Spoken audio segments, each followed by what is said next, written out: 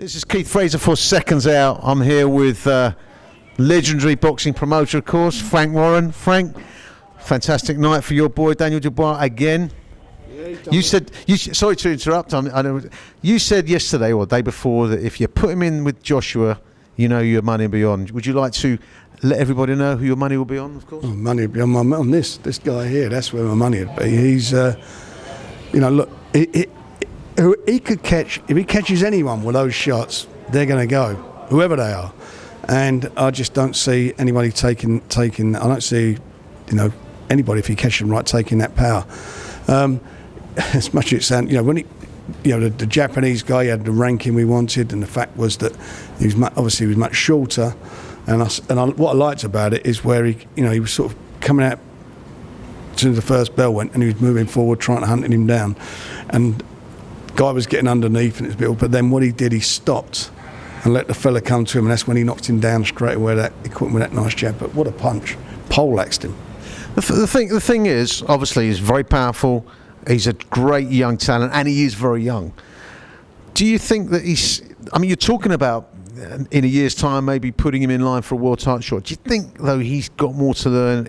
As a fan, to me it seems like he might need to put more variety in his punches. He does go straight in a straight line. I'm being overly critical, of course, because obviously I love watching the guy. Come on, give me some feedback. Of course he'll learn. He's as you say, he's a young man, and that's what next year's about. He's not going to fight for the world title, probably if he, by the end of the year, we're having a mandatory position. That's what it is. I mean, you look at some of these guys, they had like 23, 24 fights before they fought the world title. Some of them did. Some done it earlier. It depends who's around. But they're all tied up. Every one of them are tied up. You've got Anthony Joshua's got a couple of mandatories. Tyson's, which we're going to announce next week, he's fighting on the 22nd. Him and Wilder are getting it on, and they will fight again in the summer. So all that is happening. In the meantime, Daniel's got to keep learning his trade and get himself into the number one and mandatory position. And by the time he's in that position, we will be able to hopefully get who's ever left standing and make that fight. And I'm quite sure the best out of all those heavyweights is Tyson Fury. Are you going to step him up, obviously, in class in the new year? And I'd be interested to know what sort of opponent you want to put him in with. You talked about Joyce before. They've all been offered money. We offered Chisora big money to fight him. I wouldn't even mind Dillian White, do that now. If really, Dillian White, that soon? Yeah, I wouldn't have no fear of that at all. And it'd bring, listen, ain't going to be, I'm not saying it's going to be walkovers, but that I think he's ready for that. And I'd have no problem making that type of fight. Why would I? Why wouldn't I? I mean, I think they're winnable fights. But the big fight between the two undefeated guys is him and Joe Joyce, which is a really good fight, and everybody's going to have an opinion on that one, and that's one I'd like to see. Is it one we're going to see? Yeah, he's here tonight, and Sam Jones is here, and they've said they want it, so we're going to try and make it. Apart from Daniel, other fights, Tommy Fury, his third professional fight. He didn't mess around, of course. I did ask him earlier if he's focused completely on boxing now. How far can he go if he does focus on the boxing? Well, he's a young man, he's still a novice. I mean, he is a novice, but what he did tonight, is the sort of, that's what the fans like, isn't it? Like to see him go out, see fighters go out and